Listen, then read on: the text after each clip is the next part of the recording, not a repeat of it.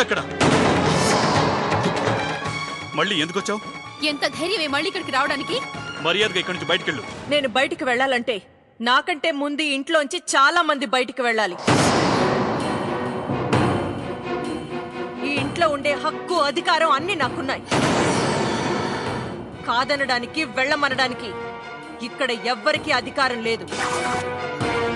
ఎక్కువ మాట్లాడితే చంపేస్తానేమనుకుంటున్నావు? నన్ను తిట్టండి, కొట్టండి, ఆఖరికి చంపండి, నేను హాయిగా భరిస్తాను. అంతేగాని ఈ ఇంట్లోంచి వెళ్ళిపోమ్మని మాత్రం చెప్పకండి. ఎందుకంటే నేను వెళ్ళను.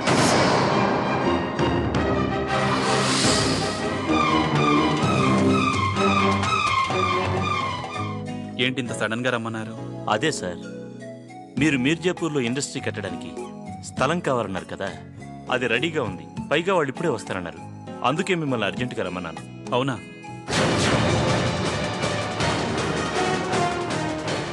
అదిగో మాటల్లోనే వచ్చేశారు. నమస్కారం బ్రోకర్ గారు.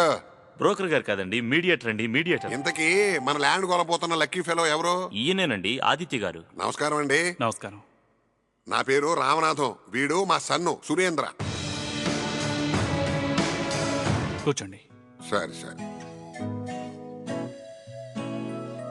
అవును, ఊళ్ళో రేట్ అంత ఎక్కువగా ఉంది కదా, మీరెందుకు ఇంత తక్కువ అమ్మాలనుకుంటున్నారు? అంటే అది ఇప్పుడు నాకున్నది 2 ఎకరాలండి.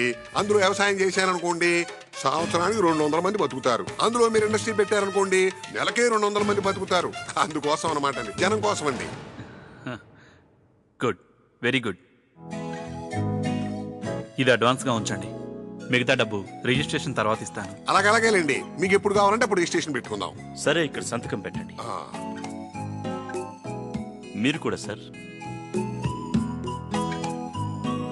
వేరే ఊరు నుంచి వచ్చారు కదా, ఎలాగూ భోజనం టైం అయిపోయింది. మీరేమీ అనుకోకపోతే మా ఇంటికి వెళ్దామా? మీ ఇష్ట ప్రకారమే కానివ్వండి. వెళ్దామా? వస్తానా బ్రోకరు? అయ్యో సార్. అదే అదే అదే మీడియేటర్. సరేనా, వెళదాం.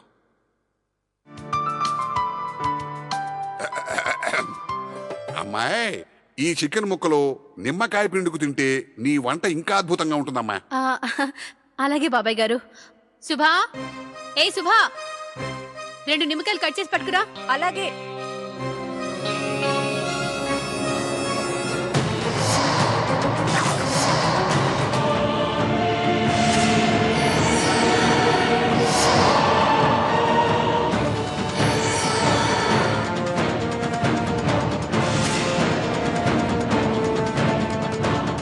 ఏంటి బాబాయ్ అలా చూస్తున్నారు?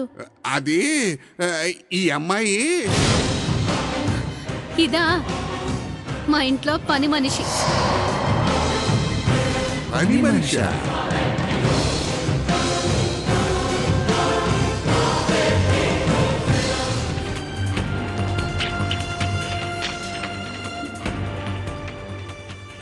మేము వస్తామమ్మా, వెళ్ళొస్తాం. అలాగే బాబాయ్ గారు. వస్తాను సార్. అలాగే, రిజిస్ట్రేషన్ డేట్ అనుకుని మీకు కాల్ చేస్తాను. అట్టాగే అట్టాగే అట్టాగే.